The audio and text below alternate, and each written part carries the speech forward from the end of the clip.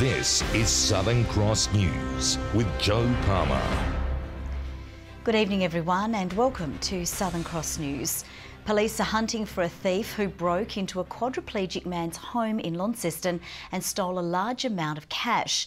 The victim's life was put at risk during the ordeal as an oral aid used to call for help was removed during the invasion. Our reporter Tom Johnson has the details. It was here on Gregory Street in Mayfield where the burglary took place. A break-in so heartless, it shocked even the most experienced police officers. It's understood the 70-year-old quadriplegic man was in bed when a stranger, wearing gloves and a balaclava, entered his house and removed the victim's oral alarm tube, cutting off any way he could call for help. The offender then stole a large amount of cash. Whilst crime of any nature shouldn't be tolerated within the community, police are particularly appalled by the nature of this particular crime. The invasion happened at 4 a.m. yesterday morning. The victim was then alone for 3 hours until his carer came. Only then were police alerted to the crime. Had the man had a medical issue where he needed assistance post the offender leaving the residence, that may have led to very difficult circumstances for the victim. Few details are known about the offender, but police say it was a targeted attack. The victim wasn't physically harmed. This particular crime, however, has sparked a level of disbelief. We are not used to seeing vulnerable members of the community targeted in this fashion, and this is a particularly callous act. Police are asking anyone with information to contact Crime Stoppers. The state government is being forced to hose down criticism from within. Rogue Speaker Sue Hickey breaking rank and turning on her Liberal Party colleagues, calling for the Health Minister to take a break as our hospitals remain in crisis. Tasmania's self-confessed rebel speaker speaking out against her own party. It's time the government sat down and re-evaluated whether they're heading in the right direction. Do you think that they are? Not always. The Liberal Party speaker urging the government to stop playing politics and act on the health crisis, calling on the Health Minister to take a break after sustained criticism. I'm not certain that they do, and I think it's a bit of a disappointment. She said pressure could be eased if there were more seats in Parliament, so each minister only had to focus on one portfolio. Also saying we need to have a mini budget to rethink health spending. Unsure if the public currently had confidence in the minister. I'm not certain that they do, and I think it's a bit of a disappointment. The government hosing down the claims, saying it was opening more hospital beds and hiring more staff. It's a reminder, of course, that positive views that constructively assist us in our effort are always welcome. That includes from the opposition. It's ridiculous that we're just building K Block and it's going to be full as soon as it's finished. If he can take some better advice and listen to the people who are complaining very loudly, that he might take a slightly different view. It's an act of defiance that's been labelled as extraordinary. It's unprecedented in the sense that speakers are really not to be heard. I mean, that's the point. Their job is to sit in the chair, be neutral, and not actually have a presence. What I heard today from Sue Hickey was a Liberal Party member who was courageous enough to speak out about the crisis in the health system and to name it up for what it is. Madam Speaker is spot on to name this up on behalf of people in Tasmania who know that they deserve a better public health system than they're getting. And the Speaker says she has no plans to start holding her tongue anytime soon. Michelle Wisby, Southern Cross News. A pedestrian injured in a crash at Riverside yesterday remains in a Melbourne hospital, but her condition has improved. She was struck by a ute on Eccleston Road, leaving her with critical injuries. The Alfred Hospital says she's now in a serious but stable condition. Police believe the driver's vision was obstructed by the sun and the pedestrian was wearing noise-cancelling headphones. Authorities are calling for witnesses to come forward if they saw the vehicle or pedestrian in the lead up to the crash. The coroner has backed police actions in the lead up to a double fatal crash at Sorell in 2016. 18-year-old driver Alexander Pert and his 2-year-old daughter Ruby Rose were killed in the crash, while the child's mother survived with injuries. The coroner found immediately before the crash, the learner driver was attempting to evade a police breath testing operation and was speeding away from officers in excess of 120 kilometres an hour. Coroner McTaggart said police had been trying to intercept the vehicle, but they were not in pursuit and didn't directly influence his driving. New documents have revealed more than 8,000 beanbag projectiles have been fired at seals in Tasmania since 2013 in an effort to keep the animals from destroying salmon pens and harming staff. The bullets can only be fired by those with a permit who have undergone specific training. They are not lethal, but animal welfare advocates have lobbied against their use, saying they have the potential to injure seals. These projectiles can blind animals, they cause them serious harm, clearly, and they've been condemned by the former head of the Animal Welfare Advisory Committee. Deterrent use has not increased since 2013, and that's despite the fact that production volume and operations have increased in this time. This is due to the fact that the salmon industry, including Tassal, has rolled out its sanctuary pens, which are seal-proof. The government said any changes to regulation would be guided by the views of experts. It's known for embracing the weird and the wonderful, and now the program for Launceston's first ever Monofoma Festival has been revealed. Curator Brian Ritchie says he hopes the event will show off the city's charm to mainlanders and international visitors. It's a celebration of the unexpected and the unpredictable. And come January, it'll be time to dust off your onesie for Launceston's first official Monofoma Festival. We're looking for some new minds to blow, and we think that we're going to find them up here. It's going to be very exciting for our city to see such a variety of acts and people and music. Now the lineup for the festival has been announced, featuring dancers and musicians. It's great to have international artists coming here, playing with the local Australian artists and Tasmanian artists as well. Visual art. Right there in the gorge we'll be having a monumental statue, which is an inflatable sculpture by Launceston artist Amanda Parer. And in true Mona style, performances that might be considered a little more out there.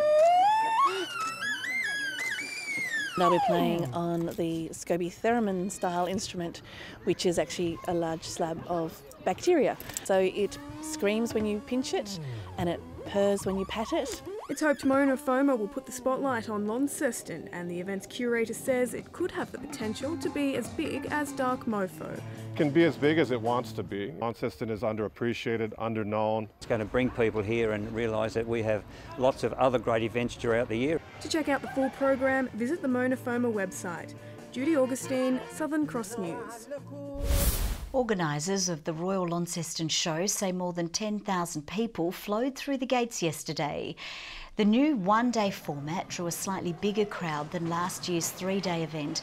While the show's future remains unconfirmed, organisers say they're confident it will return at this stage. The Living City project, said to be breathing life back into Devonport's CBD, has marked the completion of Stage 1. Around 100 community members and delegates attended the Paranapple Centre's plaque unveiling.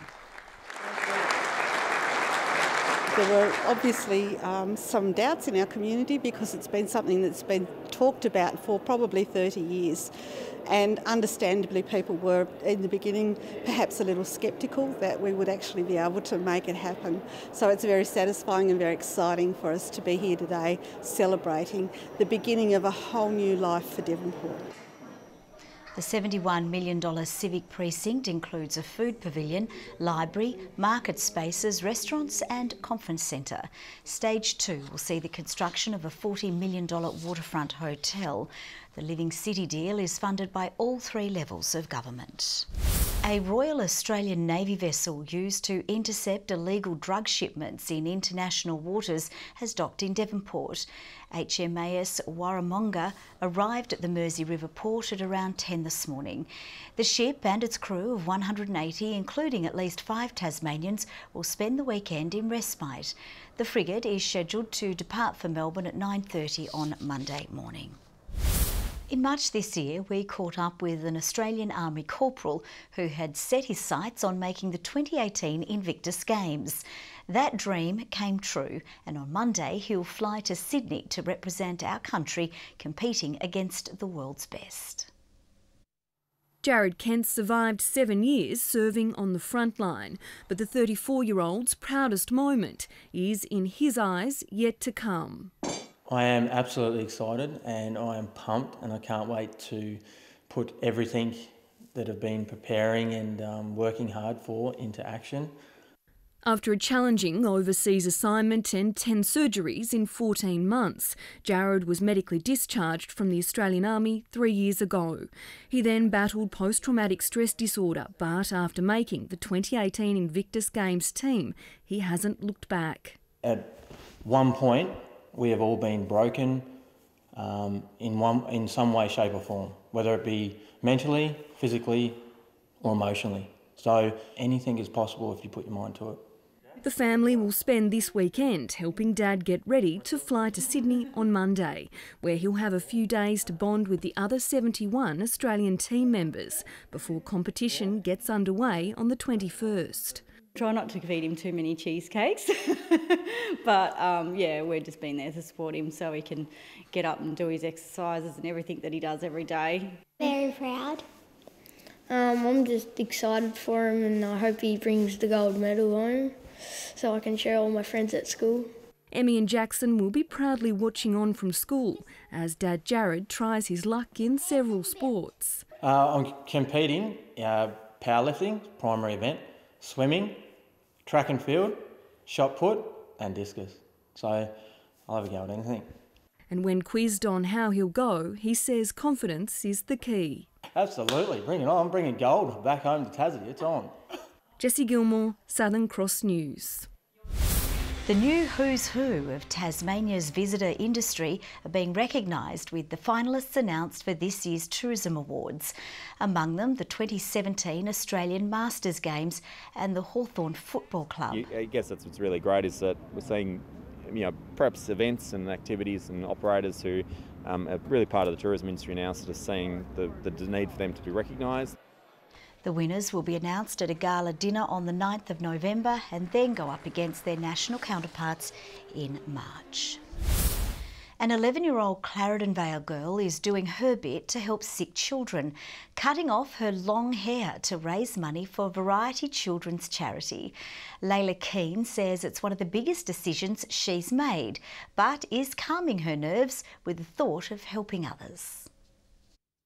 Layla Keane has been growing these long locks for more than 3 years. I wanted it to grow, but then I realised how many kids have cancer and diseases which make them lose their hair. After talking it through with Mum and Dad, she decided she'd chop a whopping 30 centimetres off. It was a very big decision. It was very iffy and buddy, but in the end I decided that it was a good choice to do it. But that decision wasn't in vain. The 11-year-old decided to do it with heart and raise money for Variety Children's Charity.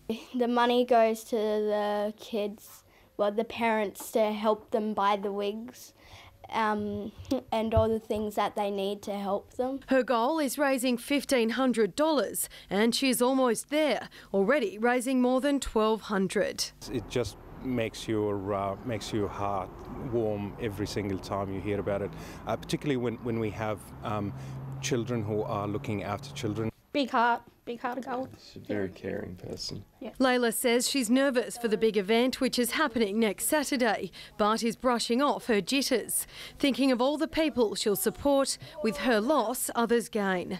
The hair also being donated for wig making. Donating it would make them feel a lot happier in life, and they would have hair to actually have fun with and do pretty things with instead of having no hair. Louise Hedger, Southern Cross News. Having a child that is healthy and strong is all most parents can hope for, but when that baby arrives early, it can be problematic. One family who overcame the hardship of having a premature baby is looking to help others in the same situation. At nearly 2 years old, little Ella von Stiglitz has only just found her feet. Her parents say every step their tiny toddler takes is a blessing.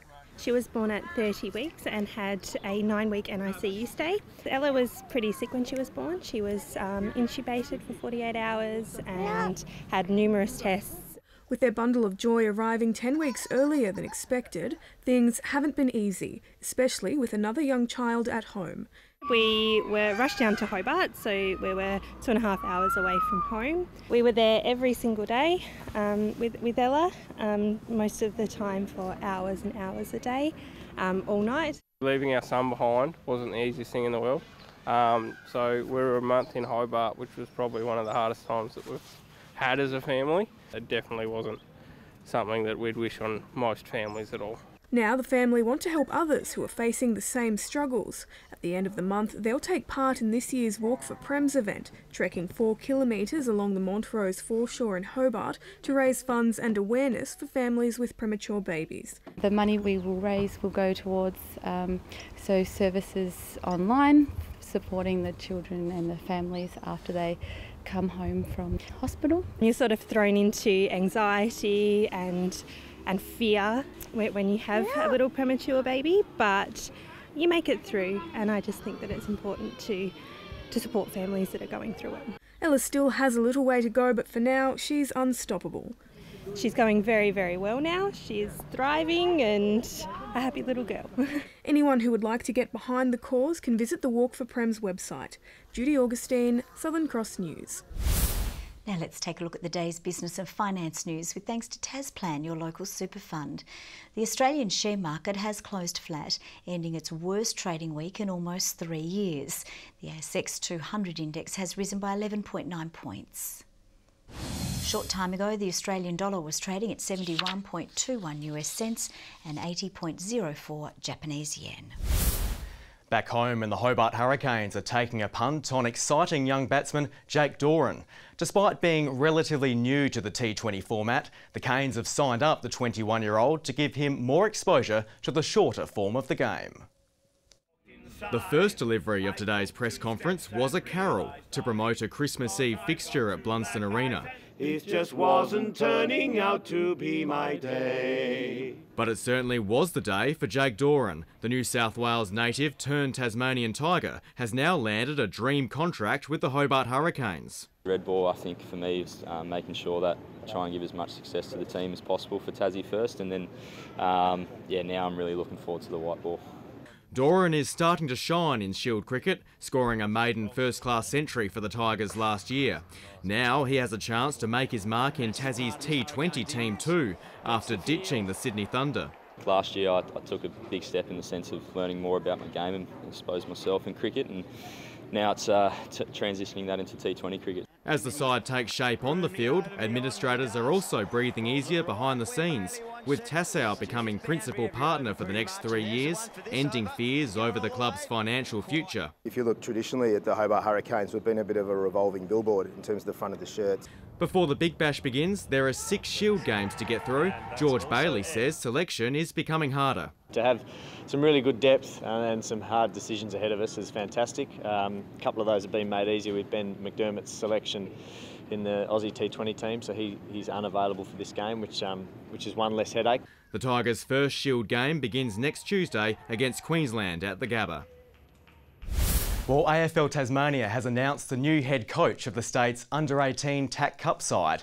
Adrian Fletcher, who played 231 AFL games, will guide the Devils as they enter the TAC Cup on a full-time basis next year.